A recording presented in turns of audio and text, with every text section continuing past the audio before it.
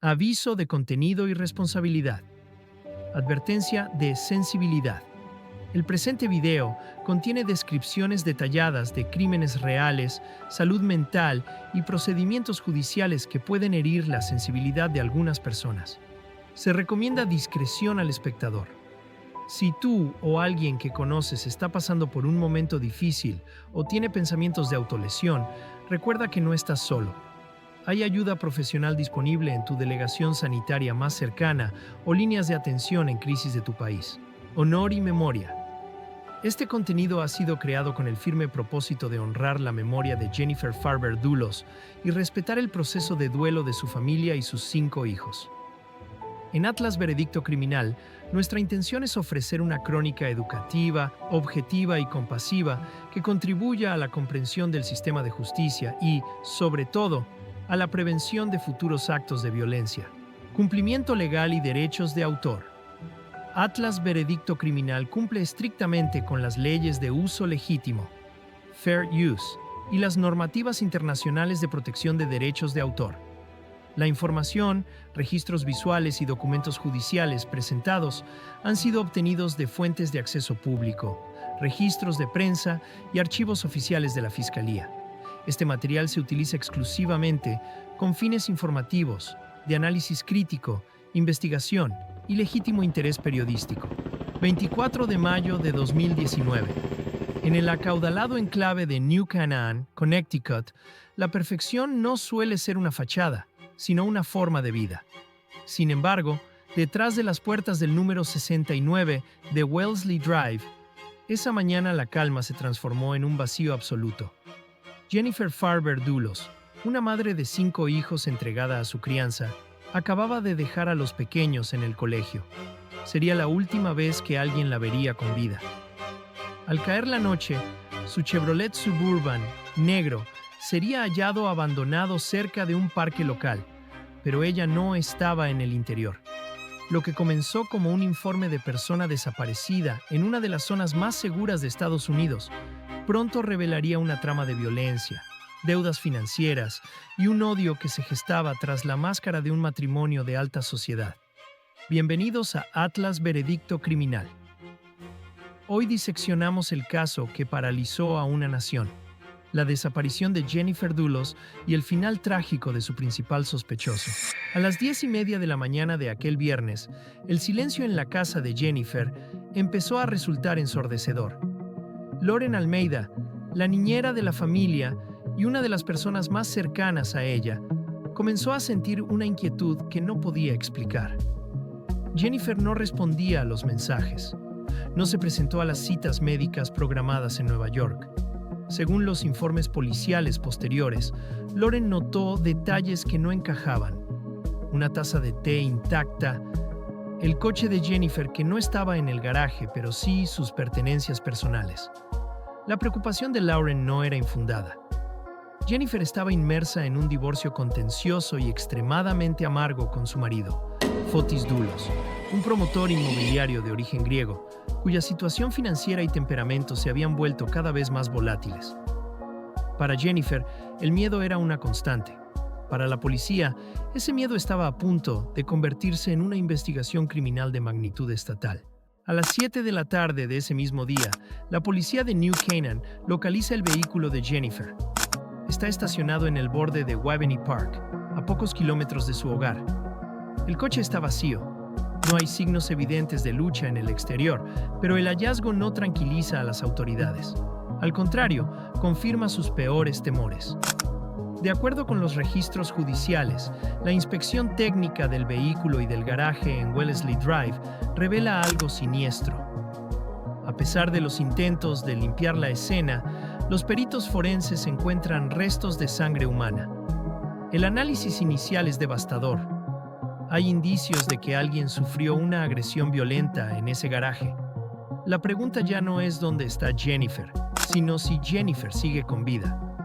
En este punto, los ojos de los investigadores se giran hacia un solo lugar: la mansión de Jefferson Crossing en Farmington, la residencia de su exmarido, Fotis Dulos. Fotis Dulos no era un desconocido para las autoridades, al menos no en el ámbito civil. Su proceso de divorcio acumulaba más de 300 documentos legales. Jennifer le había descrito en las declaraciones judiciales como un hombre peligroso, controlador y capaz de actos de venganza. Mientras Jennifer intentaba reconstruir su vida en New Canaan, Fotis veía cómo su empresa inmobiliaria se hundía bajo el peso de deudas que ascendían a $7 millones. Según los documentos del juicio, Jennifer pertenecía a una familia de inmensa fortuna, y el fin del matrimonio significaba para Fotis no solo la pérdida de sus hijos, sino el cierre definitivo del grifo financiero que sostenía su estilo de vida. La imagen del promotor de éxito era un espejismo.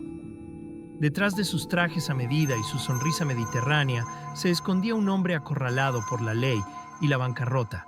La investigación dio un giro crítico cuando los detectives analizaron las señales de los teléfonos móviles y las cámaras de vigilancia de la ciudad de Hartford. La tarde de la desaparición, a las 7:15, una camioneta Ford Raptor negra, propiedad de Fotis Dulos, fue detectada recorriendo la avenida Albany. Lo que registraron las cámaras fue escalofriante por su frialdad. El conductor, identificado posteriormente como Fotis, se detenía en múltiples puntos para depositar bolsas de basura en distintos contenedores a lo largo de varios bloques. A su lado, en el asiento del copiloto, viajaba su pareja, Michelle Troconis. La policía no tardó en recuperar algunas de esas bolsas. Lo que encontraron en su interior transformó la búsqueda de una desaparecida en una casa por un asesino. Ropa manchada con el ADN de Jennifer y bridas de plástico con restos biológicos. La evidencia de una limpieza meticulosa estaba ante sus ojos. El 1 de junio de 2019, Fotis Dulos y Michelle Troconis son arrestados. Se les acusa inicialmente de manipulación de pruebas y de obstaculizar la investigación. El estado de Connecticut observa con asombro cómo el caso se vuelve más complejo cada hora. Fotis paga la fianza y sale en libertad, manteniendo una postura de absoluta inocencia frente a los micrófonos de la prensa internacional. Pero los investigadores saben algo que el público aún desconoce. La cantidad de sangre hallada en el garaje de Jennifer sugiere que ella no pudo sobrevivir a la agresión. Sin embargo, hay un problema fundamental para la fiscalía. No hay arma del crimen. No hay testigos directos. Y lo más importante en cualquier caso de asesinato, el cuerpo de Jennifer sigue sin aparecer. Mientras Fotis regresa a su mansión, el misterio se profundiza. ¿Cómo pudo un hombre planificar un crimen así y, a la vez, dejar un rastro tan evidente de basura en una avenida principal? La respuesta se encuentra en los secretos que Fotis aún guardaba bajo llave. It's been a very tough time for the whole family. We're all very worried about Jennifer. How do you think the public looks at you? It depends. I think that the people that do not know me, they probably look at me as a monster. As a monster? Yes. What do you want people watching to know? I want them to know that this is a very, very challenging time for my whole family, and we just have to be patient to get to the other side and see what happens. Do you think you've been treated fairly by the criminal justice system? I do. You do? Yes. I think with the information they had, they did the best they could. And I understand they have tremendous pressure on them. And it's also statistically, when something like this happens, 90 or 95% is the spouse. So I can understand why people feel like this. And your answer to that is? What's the when question? people say, yes, 90% of the time it is the spouse. Well, What's it's your... 90%, it's not 100%. So when people... I'm in the 5 or 10% category. So yeah, because, you know, people automatically say, oh yeah, people say the spouse did it. Mm-hmm. I know, but you know, I know what I've done and I know what I haven't done. So. Para la Policía Estatal de Connecticut, la desaparición de Jennifer no fue un arrebato de ira, sino una ejecución coreografiada. Según los informes de la investigación, la mañana del 24 de mayo, Fotis Dulos no condujo su propio vehículo hacia New Canaan. En su lugar, utilizó una camioneta Toyota Tacoma, perteneciente a uno de sus empleados. La teoría de la fiscalía sugiere un plan casi cinematográfico. Fotis habría conducido hasta un punto cercano a la casa de Jennifer, para luego desplazarse los últimos kilómetros en una bicicleta antigua de montaña, evitando así ser detectado por las cámaras de seguridad que protegían el vecindario. Este detalle, la bicicleta roja que los vecinos recordaban haber visto años atrás en la residencia de los Dulos, se convertiría en un eslabón perdido fundamental. El hombre que construía mansiones de lujo estaba utilizando las sombras de los suburbios para cazar a su propia esposa. El castillo de naipes de Fotis comenzó a tambalearse debido a un error de cálculo: la lealtad de sus empleados. Powell Gumieni, un trabajador de confianza de la empresa de Fotis, se convirtió involuntariamente en una pieza clave. Según los registros judiciales, Fotis le insistió repetidamente para que cambiara los asientos de su camioneta Toyota, la misma que Fotis había tomado prestada el día de la desaparición. Gumieni, sospechando que algo iba terriblemente mal, conservó los asientos originales. Cuando la policía los analizó, el hallazgo fue inequívoco: restos de sangre que contenían el ADN de Jennifer Dulos. Fotis no solo había intentado incriminar a un tercero, sino que había subestimado la decencia de un hombre que se negó a ser su cómplice en el silencio. En el centro de esta tormenta se encontraba Michelle Troconis, la pareja sentimental de Fotis. Los investigadores descubrieron en la residencia de Jefferson Crossing lo que denominaron como guiones de coartada. Eran hojas de papel escritas a mano donde Fotis y Michelle habían detallado minuto a minuto qué se supone que estaban haciendo el día de la desaparición. Sin embargo, los documentos del juicio indican que estos guiones estaban plagados de inconsistencias. Michelle, bajo una presión asfixiante, cambió su versión de los hechos hasta en 3 ocasiones durante los interrogatorios. De acuerdo con los informes policiales, ella admitió haber visto a Fotis limpiando el interior de la camioneta de Gumieni y haberlo acompañado a deshacerse de las bolsas de basura en la avenida Albany. La fachada de la pareja perfecta se estaba agrietando bajo el peso de la evidencia forense. Para entender la magnitud de la tragedia, es necesario mirar a través de los ojos de la víctima. Jennifer Farber Dulos era una escritora talentosa que vivía con el temor constante de que el final de su matrimonio fuera también el final de su vida. En sus escritos personales, Jennifer expresaba: "Sé que es capaz de cualquier cosa". Los documentos del proceso de divorcio revelan que Fotis había amenazado con llevarse a los niños a Grecia y que mostraba comportamientos sociopáticos. Mientras ella buscaba refugio en New Canaan, protegida por una niñera y un sistema de seguridad, Fotis la veía como un obstáculo financiero y legal.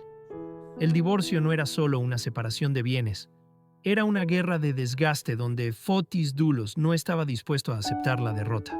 A pesar de las detenciones y las pruebas biológicas, el paradero de Jennifer seguía siendo el mayor enigma. En el verano de 2019, la búsqueda se intensificó en las numerosas propiedades que la empresa de Fotis, Ford Group, tenía en desarrollo. Los investigadores excavaron terrenos, drenaron pozos sépticos y rastrearon cientos de hectáreas de bosque. Cada pista parecía llevar a un callejón sin salida. La teoría de que Jennifer pudo haber sido depositada en un lugar de difícil acceso o procesada de alguna forma macabra empezó a ganar peso. La frustración policial era palpable. Tenían al principal sospechoso, tenían el ADN, tenían el motivo, pero les faltaba la prueba definitiva para presentar un cargo de asesinato ante un gran jurado. 7 de enero de 2020. 7 meses después de la desaparición, el estado de Connecticut decide que tiene pruebas suficientes. Fotis Dulos es arrestado en su casa de Farmington y por primera vez se le acusa formalmente de asesinato bajo circunstancias especiales y secuestro. Junto a él, Michelle Troconis y un abogado cercano a Fotis, Kent Mawhinney, son acusados de conspiración para cometer asesinato. La fianza se fija en $6 millones. Para Fotis, el muro de silencio que había intentado construir se ha derrumbado. Está acorralado, sin fondos y con la posibilidad de pasar el resto de su vida en prisión. Pero justo cuando la justicia parecía haber tomado las riendas, un evento inesperado estaba a punto de cambiar el curso de la historia para siempre. 3 semanas después de su arresto por asesinato, Fotis Dulos debía presentarse en el tribunal para una audiencia de fianza de emergencia. Pero esa mañana, mientras los guardias esperaban en la puerta de su mansión, Fotis no salía.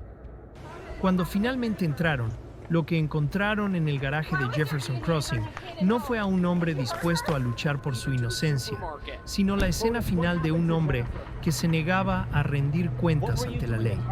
El caso estaba a punto de dar su giro más oscuro y definitivo. 28 de enero de 2020. Fotis Dulos debía personarse en el tribunal de Stamford a las 11 de la mañana para una vista crucial sobre su fianza. Su libertad estaba en la cuerda floja, ya que la compañía aseguradora cuestionaba las garantías de su fianza de $6 millones. Sin embargo, en la mansión de Farmington, el movimiento habitual de la mañana se había detenido. Los agentes de policía enviados para realizar un control de bienestar tras su incomparecencia encontraron la casa sumida en un silencio sepulcral. Según los informes policiales, al asomarse por las ventanas del garaje, los oficiales divisaron una escena que detendría el corazón de la investigación. El Chevrolet Suburban de Fotis estaba en marcha, con el interior inundado de gases de escape. Los agentes forzaron la entrada y sacaron el cuerpo inerte de Fotis Dulos al exterior. En un intento desesperado por salvar la vida del principal sospechoso de un asesinato sin resolver, los paramédicos trabajaron sobre él durante más de 30 minutos antes de detectar un pulso débil. Fue trasladado inicialmente al Hospital Yukon y posteriormente en helicóptero al Centro Médico Jacobi en el Bronx, para recibir tratamiento en una cámara hiperbárica por intoxicación severa por monóxido de carbono. Para la familia de Jennifer, este no era un acto de arrepentimiento, sino el último intento de Fotis por dictar los términos de su propio final y evitar, una vez más, enfrentarse a la verdad en una sala de justicia. Dentro del vehículo, los investigadores hallaron lo que Fotis pretendía que fuera su última palabra. Una nota escrita a mano donde, con una frialdad asombrosa, mantenía su inocencia hasta el último suspiro.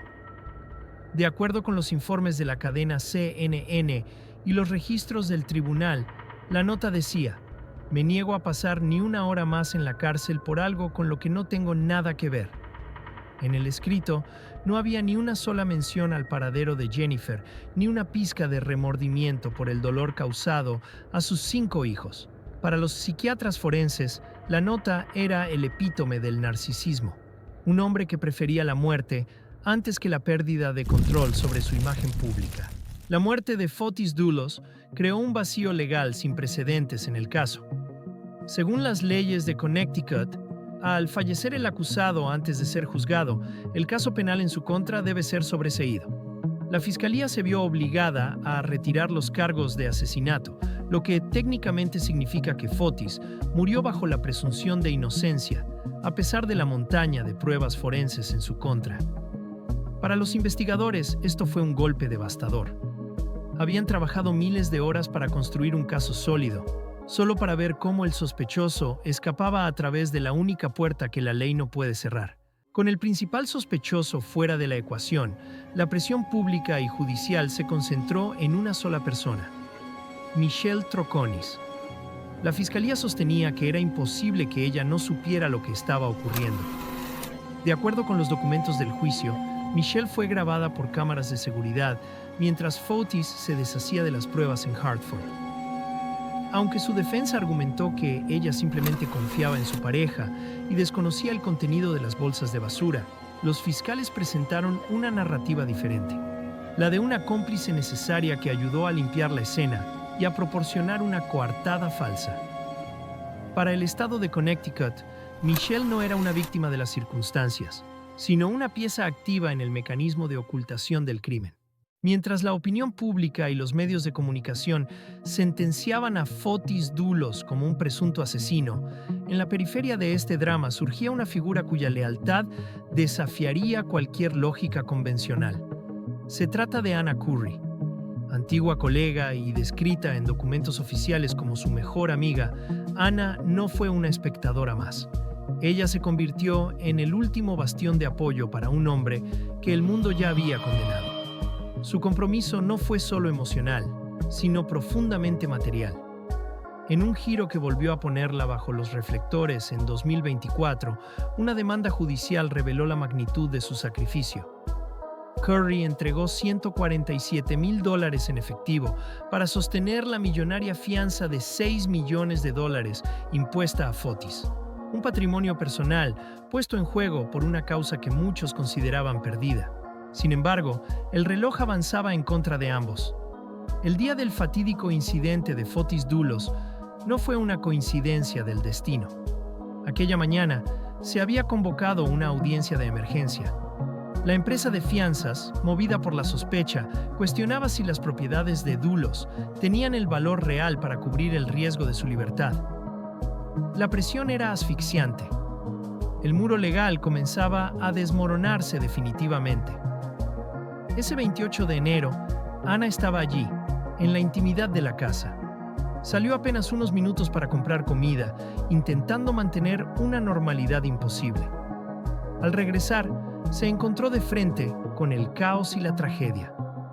Hoy, Anna Curry no solo carga con la pérdida de un amigo cercano, se encuentra atrapada en una extenuante batalla legal para recuperar su dinero, alegando que fue engañada por una fianza que nació inestable. Una víctima colateral más en este rastro de desolación que parece no tener fin. El legado de Jennifer comenzaba a transformarse en algo más grande.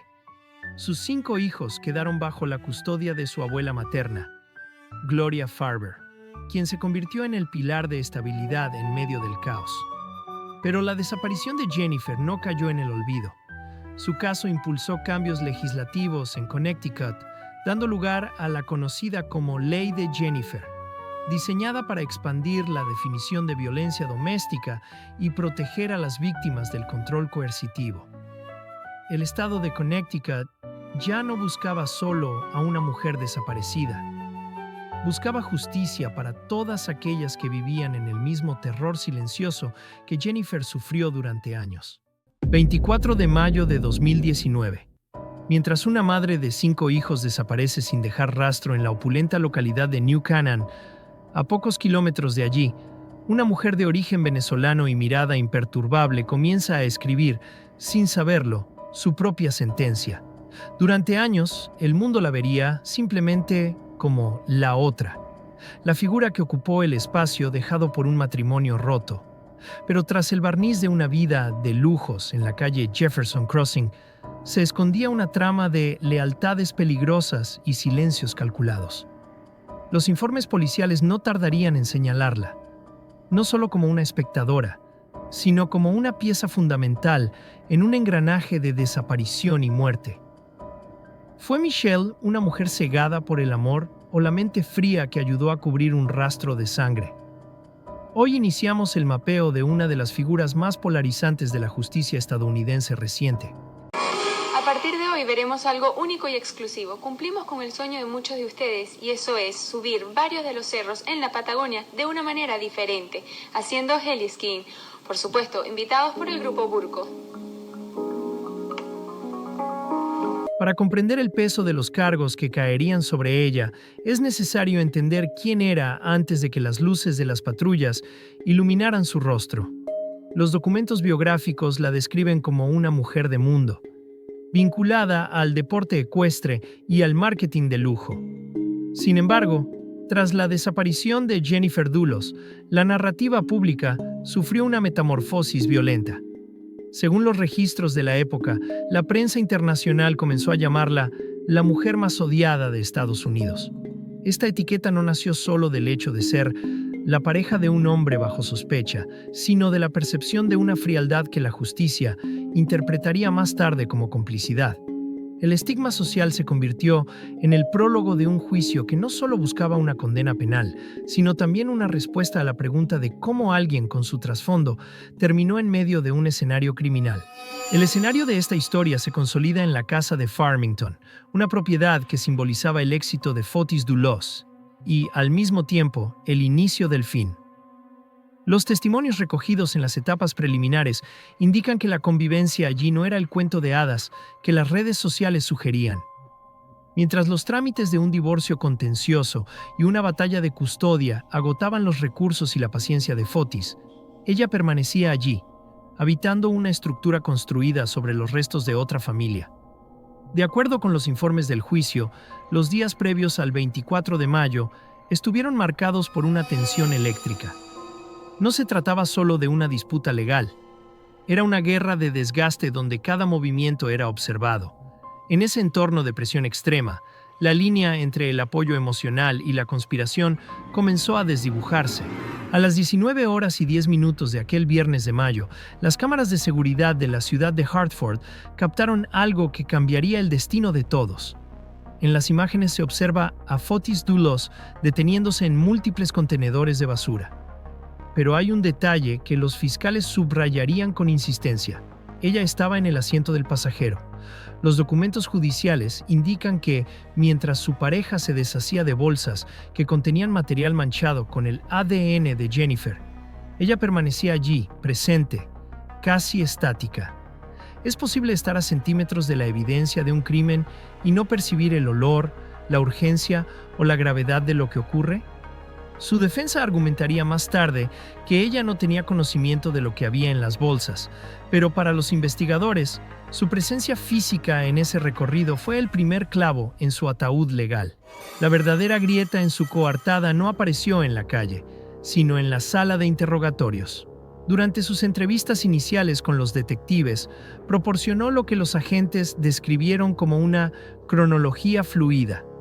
Según los informes policiales, sus declaraciones sobre lo que hizo aquella mañana y quién estaba en la casa cambiaron en 3 ocasiones distintas.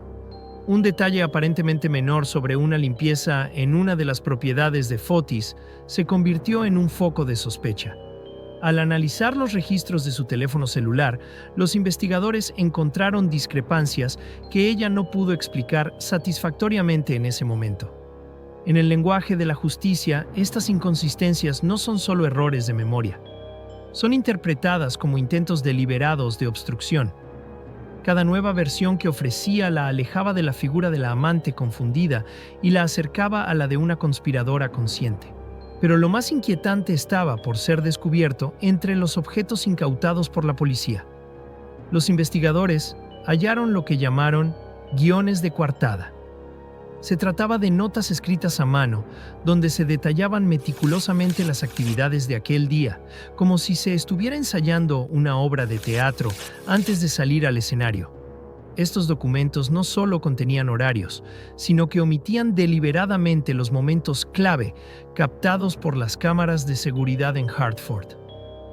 ¿Por qué alguien necesitaría escribir paso a paso lo que hizo, a menos que necesitara recordar una mentira construida?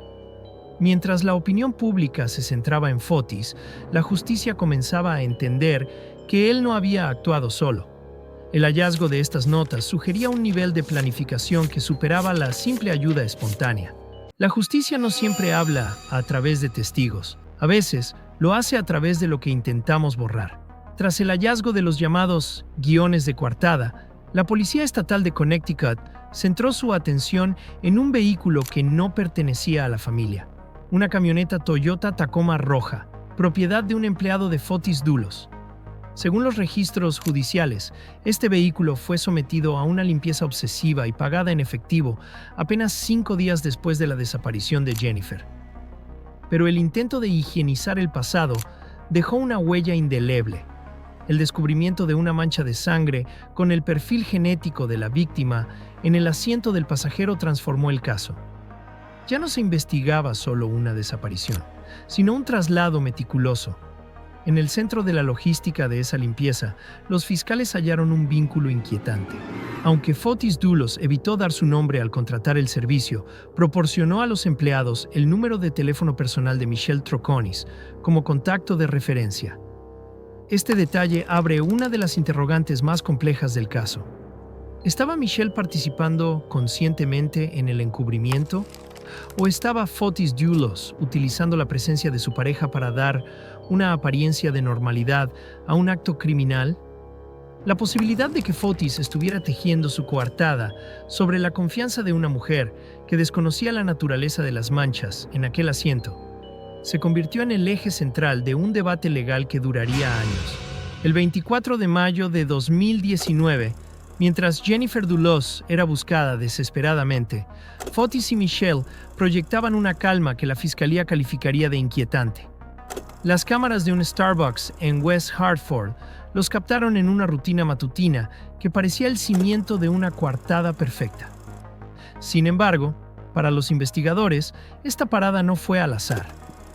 Según el testimonio del detective Kimball, para llegar al lugar donde Fotis se desharía de las evidencias en Hartford, la pareja debía pasar obligatoriamente por este establecimiento. Tras la calma en Starbucks, Michelle ocultaba lo que llamó 2 años de tortura. Para la fiscalía, su tranquilidad era una fachada sostenida por guiones de coartada, rutas manuscritas para fabricar una normalidad inexistente. Pero queda la duda. ¿Estaba Michelle escribiendo su propia impunidad o era Fotis quien redactaba ese guión usando la inocencia de su pareja como el camuflaje perfecto? El GPS desmanteló la rutina, pero el misterio sobre quién manipulaba a quién sigue latente. En el mapa de esta investigación, la Toyota Tacoma roja de Powell Gumieni se convirtió en el epicentro de la traición. Según los registros de 2024, el lunes posterior a la desaparición, Powell llegó a la propiedad para encontrar una escena inusual. Michelle limpiaba las ventanas de la casa con una insistencia casi febril, una tarea ajena a su rutina. Pero la verdadera tensión surgió cuando Fotis le informó que, en un supuesto gesto de cortesía, le habían lavado la camioneta por dentro y por fuera sin su permiso. Confundido por un servicio que no había solicitado, Powell confrontó a su jefe con una pregunta directa. ¿Por qué lavaste mi camioneta? La respuesta de Fotis fue tan rápida como inquietante. Porque estaba asquerosa. A partir de ese momento, la presión de Fotis sobre su empleado se volvió asfixiante. Los documentos del juicio detallan cómo Dulos insistió repetidamente en que los asientos debían ser reemplazados de inmediato, ofreciéndole incluso los de un Porsche para deshacerse de los originales. Aunque Michelle estaba presente en la propiedad, esta manipulación fue un trato directo entre Fotis y su subordinado. Sin embargo, Powell conservó los asientos de tela viejos por sospecha. Una decisión que permitió a los peritos hallar el ADN de Jennifer Dulos. Esta prueba transformó el vehículo en la evidencia irrefutable de un traslado criminal, situando a la pareja bajo una luz definitiva. Mientras uno intentaba destruir la prueba, la otra, según la fiscalía, presenciaba el desmoronamiento de una normalidad que ya se había quebrado para siempre. El 1 de junio de 2019, el peso de la ley cayó finalmente sobre la calle Jefferson Crossing. Los cargos iniciales de manipulación de pruebas fueron solo el inicio de un descenso hacia un abismo legal mucho más profundo. Según los documentos judiciales, el quiebre definitivo ocurrió cuando la policía confrontó a Michelle con las contradicciones de sus propios testimonios. En la intimidad de los interrogatorios, ella dejó entrever una relación marcada por la fricción, confesando a los agentes: «Peleamos todo el tiempo». Pero fue otra revelación la que heló la sangre de los investigadores. Según los informes, Michelle admitió que Fotis le había dicho en una ocasión: «A veces desearía que ella simplemente desapareciera». Ver a una mujer de su posición social siendo procesada con una fianza de $2 millones generó un choque mediático sin precedentes. Mientras era trasladada al Centro Correccional de York, la estrategia de su defensa comenzaba a tomar forma. Presentarla como una mujer atrapada en una tormenta emocional, sugiriendo que en aquel Starbucks y en aquel lavadero no era una cómplice, sino otra víctima del oscuro deseo de Fotis Dulos. We think you have information that can help. Oh, no, John, but I can walk the whole world with you if you want. I can take you to like the moto place. I can walk. I can spend a month with you guys. I can do whatever you want, but I didn't do it. Para los investigadores de Connecticut, la verdad no es un destino, sino un camino que Michelle Troconis recorrió 3 veces cambiando de dirección en cada intento. A lo largo de 3 entrevistas exhaustivas, la versión de Michelle sobre lo ocurrido el 24 de mayo se fue desmoronando bajo el peso de las pruebas forenses. En su primer encuentro con la policía, Michelle fue categórica. Afirmó con un 100% de certeza que había visto a Fotis en su casa esa mañana, incluso detallando que se habían duchado juntos a las 7:40 de la mañana. Era la pieza central de los guiones de coartada hallados en su oficina. Sin embargo, para la segunda y tercera entrevista, ante la evidencia de que el teléfono de Fotis no se había movido mientras él supuestamente estaba con ella, esa ducha desapareció de su relato. Michelle admitió entonces que, en realidad, no lo había visto hasta mucho más tarde. Pero el momento más tenso ocurrió cuando los detectives la confrontaron con el video de Albany Avenue. Al preguntarle por qué se la veía sacando el brazo por la ventana mientras Fotis tiraba bolsas de basura, Michelle ofreció una explicación que dejó atónitos a los agentes. Dijo que estaba limpiándose un chicle pegajoso de la mano. Los fiscales no tardaron en señalar la inverosimilitud. Mientras ella se preocupaba por un chicle, a pocos metros, su pareja se deshacía de ropa y almohadas empapadas con la sangre de Jennifer. Estas 3 versiones no fueron vistas por el jurado como simples errores de memoria, sino como el esfuerzo calculado de alguien que intentaba proteger a un hombre, mientras el suelo de su propia inocencia comenzaba a ceder. Para la fiscalía, el testimonio de Powell Gumieni no fue una prueba más. Fue el martillo que terminó de romper, pieza por pieza, la imagen de inocencia que Michelle Troconis había construido durante años. Según los registros oficiales del juicio en Stanford, el desprecio hacia Jennifer Dulles no fue una reacción accidental al estrés de la investigación, sino un sentimiento venenoso que ya estaba arraigado mucho antes de la tragedia. Gumieni, el hombre de confianza en los negocios de Fotis, relató bajo juramento un episodio sombrío ocurrido en marzo de 2019, apenas 2 meses antes de la desaparición de Jennifer. El perro de la familia estaba enfermo y debía ser sacrificado. Fotis, atrapado en una amarga batalla de custodia, estalló en furia porque Jennifer supuestamente no permitía que sus 5 hijos se despidieran del animal. Fue en ese momento de tensión doméstica cuando Michelle pronunció una frase que el empleado confesó que nunca pudo olvidar. Con una frialdad que heló la sangre de los presentes en la sala del tribunal, Michelle se refirió a la madre de los hijos de su pareja en términos profanos. Mirando a un Fotis desesperado, afirmó con desprecio: «Esa perra debería estar enterrada junto al perro». Para los fiscales, esta declaración fue una ventana a la mente de la acusada. Meses antes del crimen, ella ya visualizaba a Jennifer bajo tierra. Pero la hostilidad no terminó ahí. El testimonio de Gumieni escaló a un nivel definitivo al describir los días posteriores a la desaparición en mayo de 2019. Mientras el mundo entero buscaba a Jennifer, en la casa de Farmington, la preocupación de Michelle no era el destino de la madre desaparecida, sino su propia imagen pública.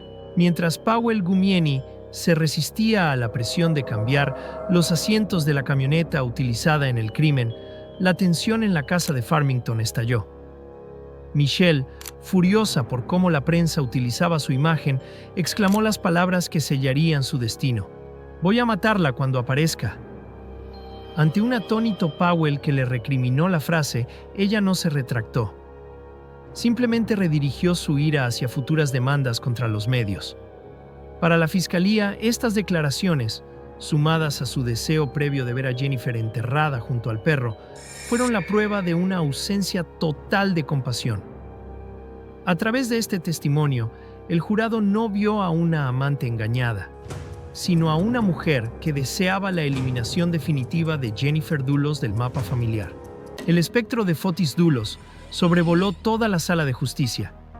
En enero de 2020, su decisión de terminar con su vida dejó a su pareja como la única responsable ante la ley.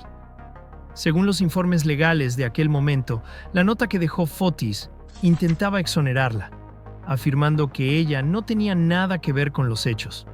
Sin embargo, para los fiscales, este acto no fue un gesto de amor, sino el último movimiento de un estratega.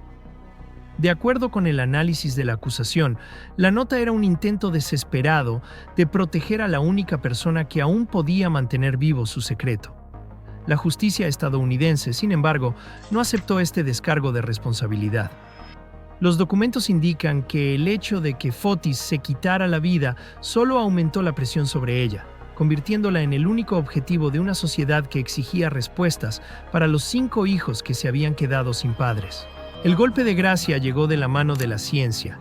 Según los informes del laboratorio forense del estado de Connecticut, se encontró el perfil genético de ella en varias de las bridas de plástico utilizadas para cerrar las bolsas de basura que contenían la ropa ensangrentada de Jennifer. Este hallazgo fue devastador para la defensa.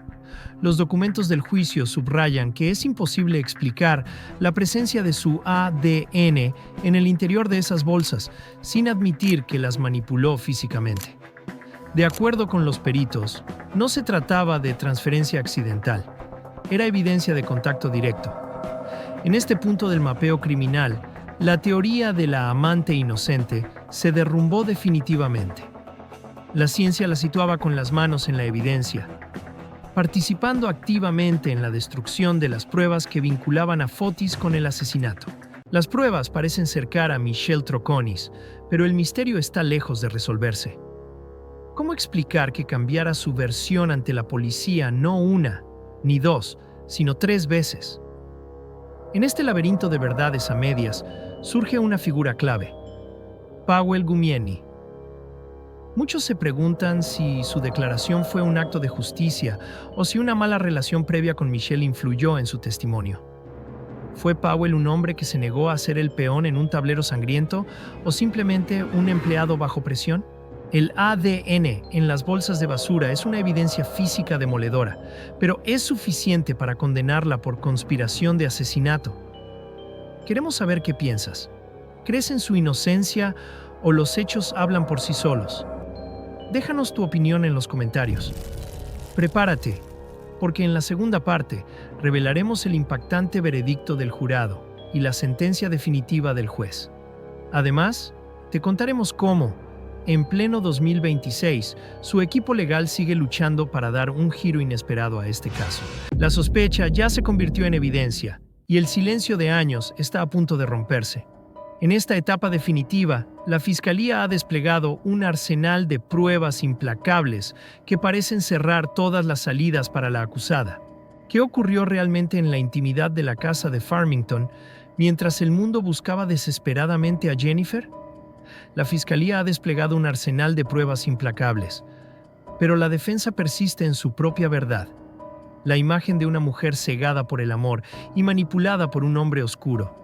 Sus abogados sostienen que no hay pruebas directas, solo una cadena de evidencias circunstanciales que no bastan para condenarla. ¿Es Michelle Troconis una cómplice fría y calculadora?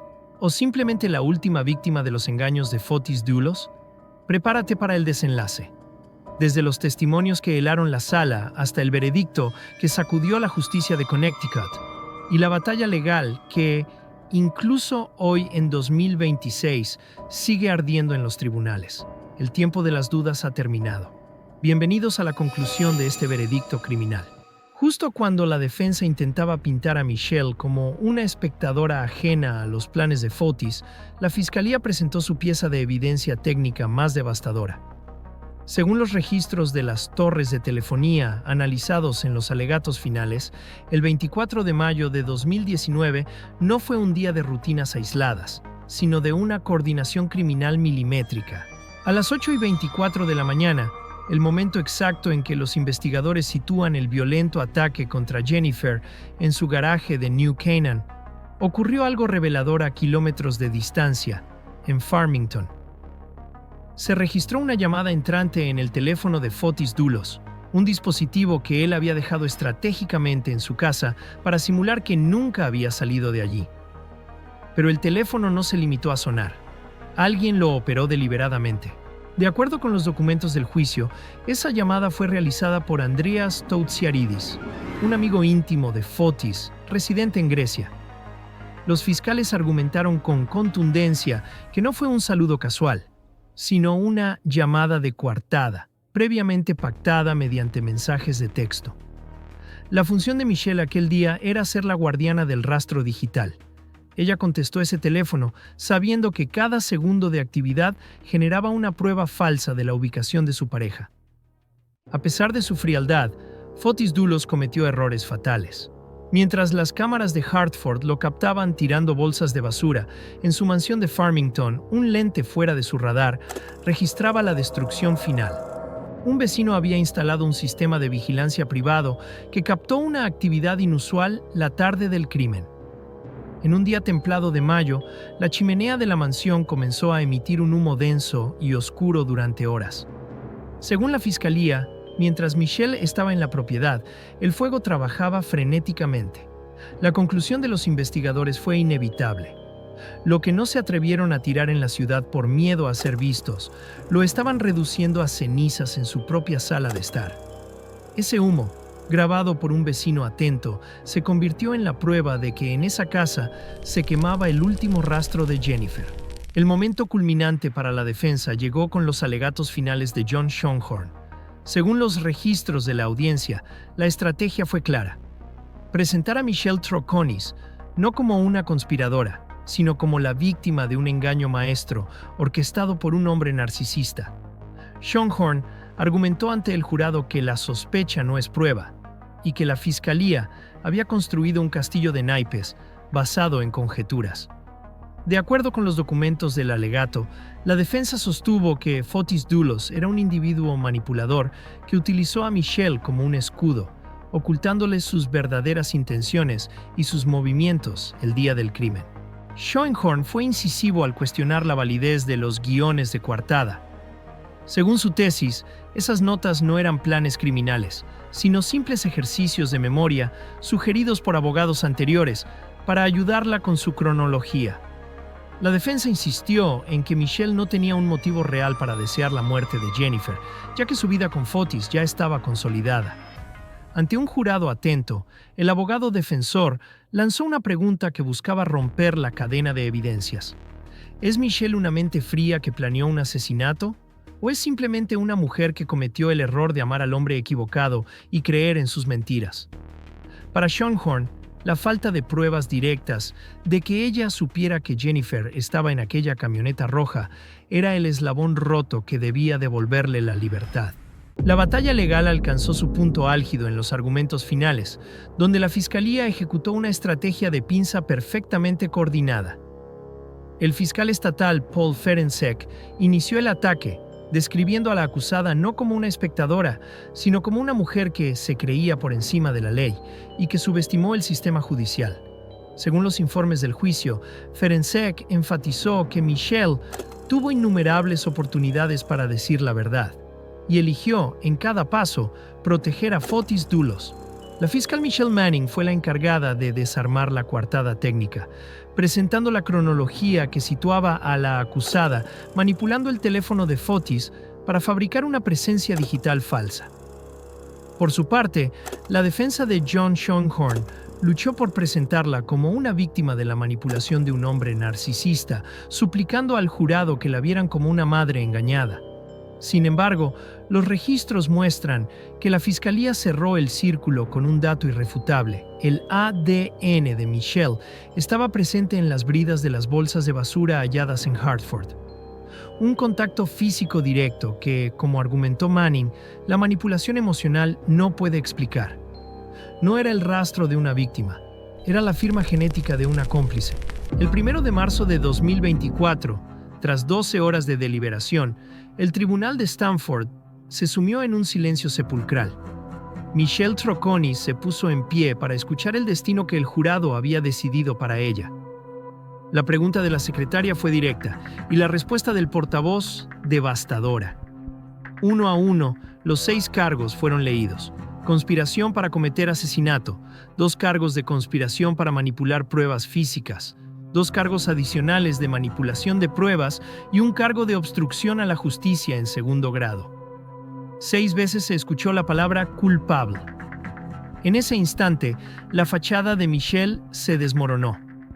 Aquella mañana, la mujer que alguna vez recorrió los círculos más exclusivos de la costa este entendió la magnitud de su caída. Con este veredicto, se enfrentaba a una pena máxima de hasta 50 años de prisión. Mientras el jurado confirmaba su decisión por unanimidad, Michelle rompió en un llanto contenido, ocultando su rostro entre sus manos. Para la familia de Jennifer Dulos, el veredicto cerraba un capítulo de impunidad, aunque el cuerpo de la madre aún no apareciera. Con la fianza revocada y las esposas cerrándose sobre sus muñecas, Michelle abandonó la sala bajo custodia, sabiendo que su destino final se sellaría meses después, en la audiencia de sentencia programada para el 31 de mayo de 2024. She never knew she's innocent, and that's it. Thank you. My sister is innocent. And this wasn't a fair trial. And you all know that. You all know. Look inside your heart. The media from day one attack us, harass us. Okay, you, probably the moms out here know. My sister doesn't know what happened to Jennifer. We want to know. We pray every night for the 5 children. I met them. I know them. They are beautiful kids. So is my niece. She was never separated from my mom, from my sister. My niece, my sister is all her world for my niece. Have some compassion. I mean, your heart, look inside your heart. We cannot live in a world with this much hate. My sister's innocent. This is wrong. This wasn't a fair trial from day one. Wasn't a fair trial. And you all know that because you are parents, you are moms, you are grandparents. Please, look inside your heart. This world needs more love. And this is wrong. What happened to my sister today is wrong. It wasn't a fair trial. It wasn't. Tras el mazo del juez, la tensión estalló en las escalinatas del tribunal. En un frente unido, tanto el padre como la madre de Michelle Troconis clamaron por su inocencia ante la prensa, calificando el veredicto de injusto. Sin embargo, fue una de sus hermanas quien protagonizó el momento más visceral. Con la voz quebrada por el llanto y visiblemente desencajada, apeló al corazón de los presentes, insistiendo en que su hermana es inocente y que el sistema solo buscaba un culpable para cerrar el misterio. Mientras el mundo ve justicia, ellos solo ven a una familia destruida y una verdad que, según ellos, sigue enterrada. 31 de mayo de 2024. El Tribunal Superior de Stanford se convierte en el epicentro de un cierre necesario. Tras un juicio que desnudó una trama de odio y encubrimiento, Michelle Troconis se presenta para escuchar su sentencia. Según los registros de la audiencia, el ambiente está cargado no solo por la presencia de los medios, sino por la mirada de 2 familias destrozadas. La Fiscalía llega con una petición firme, basada en la gravedad de la conspiración, mientras la defensa intenta, en un último esfuerzo, humanizar a la mujer que el jurado ya declaró culpable. Pero antes de las cifras, el mapa de la justicia de Atlas Veredicto Criminal debe detenerse en las voces de quienes quedaron atrás. Las víctimas. El momento más desgarrador de la sentencia ocurrió cuando Petros Dulos, el hijo mayor de Jennifer, se puso en pie. Bajo la mirada atenta de su abuela, Gloria Farber, quien ha criado a los 5 niños, Petros cumplió con el solemne protocolo de dirigirse al juez, pero sus palabras llevaban un destinatario implícito que todos en la sala podían sentir.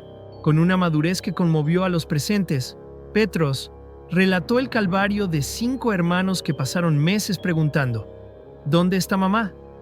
Aunque las reglas del tribunal le obligaban a hablarle al magistrado, el joven lanzó una súplica que resonó en cada rincón, exigiendo saber dónde habían ocultado el cuerpo de su madre.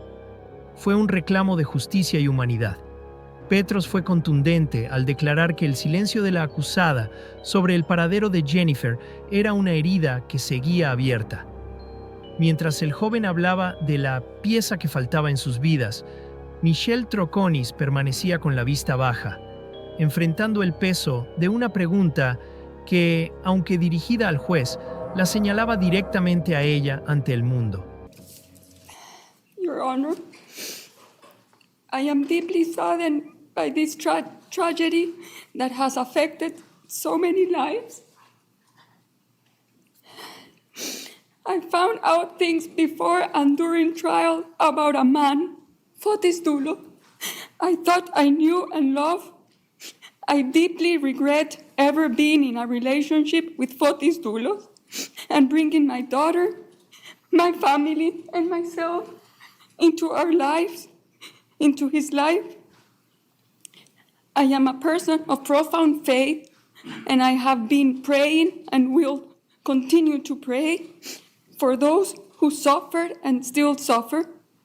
I am thankful to my whole family and my dear friends who have stood by me and support me. I am grateful to you, Your Honor, to let me express myself. Thank you. Thank you. En medio del torbellino emocional, el juez Kevin Randolph se erigió como el pilar de la imparcialidad. Antes de dictar sentencia, Randolph fue tajante. Su decisión no nacería de la simpatía por las víctimas, ni de la presión de la fiscalía, ni de la retórica de la defensa. Su única misión era hacer cumplir la justicia. Tras semanas de evidencia técnica, el jurado la declaró culpable de los 6 cargos en su contra: conspiración para cometer asesinato, manipulación de pruebas físicas, manipulación de testigos y obstrucción de la justicia. El juez analizó cada delito de forma independiente, determinando que la conspiración para el asesinato exigía la mayor retribución de la ley. Con un tono medido y profundamente técnico, Randolph subrayó que las sentencias no se dictan para aliviar el dolor, sino para castigar la transgresión. Al final, su disciplina aseguró que el veredicto fuera un acto de justicia pura, dejando claro que en su estrado, los hechos siempre estarían por encima de las emociones. Finalmente, el mapa de la justicia trazó su cifra definitiva: 14 años y medio de prisión efectiva.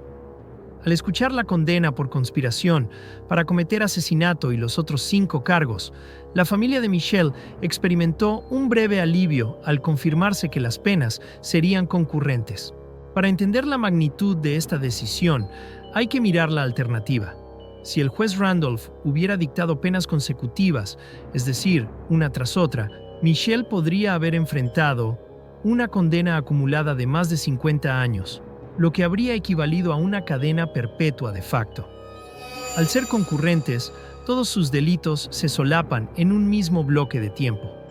Sin embargo, este tecnicismo no suavizó el golpe emocional. La realidad de pasar casi 15 años tras las rejas se impuso rápidamente. Su abogado intentó solicitar una fianza para la apelación, pero el juez Randolph denegó la petición con firmeza. Michelle Troconis salió de la sala esposada, dejando atrás su vida como socialité de Connecticut para enfrentar su realidad como convicta. El camino legal de Michelle Troconis ha sido una carrera contra el tiempo y sus propios errores. Tras ser sentenciada en mayo de 2024 a 14 años y medio de prisión, su equipo legal inició una compleja contraofensiva. Entre finales de ese año e inicios de 2025, se formalizaron los trámites del juicio de habeas corpus, centrando su ataque en la figura de su primer abogado, Andrew Bowman. La defensa sostiene que Bowman cometió un error táctico imperdonable al permitir que Michelle diera 3 entrevistas a los investigadores sin protección alguna, lo que para ellos constituye una representación legal ineficaz. Llegamos así a la actualidad, en este inicio de 2026, donde el caso ha tomado un nuevo e intenso impulso. Recientemente, los abogados de Troconis se presentaron ante el tribunal para presionar por una resolución inmediata. En esta comparecencia, la defensa fue contundente al solicitar que se le permita salir de prisión bajo fianza mientras el Estado decide sobre la validez de su juicio original. Argumentan que si el proceso que la condenó estuvo viciado por los errores de su primer abogado, mantenerla tras las rejas es una violación a sus derechos constitucionales. Mientras el juez evalúa esta petición de fianza, en pleno 2026, el caso de Jennifer Dulos vuelve a estar en el centro del debate público. Es la batalla final de Michelle Troconis. un intento desesperado por invalidar el pasado y recuperar la libertad antes de que su sentencia se vuelva un camino sin retorno. Al final de este mapa, en Atlas Veredicto Criminal, la sentencia de 14 años y medio nos deja frente a un vacío que el juicio no pudo llenar. La defensa de John Schoenhorn luchó por separar a Michelle de las manos manchadas de sangre de Fotis Dulos, intentando pintarla como una mujer engañada. Sin embargo, el jurado no se dejó convencer. Lo que hundió a Troconis no fue un arma, sino el peso de las pruebas circunstanciales tejidas con precisión quirúrgica. Aquí reside el enigma. Si ella no era la autora material, ¿por qué eligió el camino de la mentira? ¿Por qué cambiar su declaración 3 veces y usar sus manos para manipular las bridas de las bolsas con evidencia?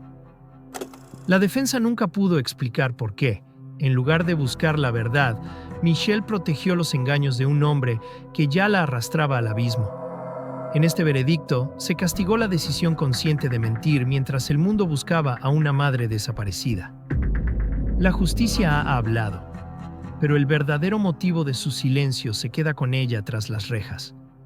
Si buscas una justicia que comprende y recuerda, suscríbete y acompáñanos en nuestro próximo caso, manteniendo siempre el rigor que las víctimas merecen.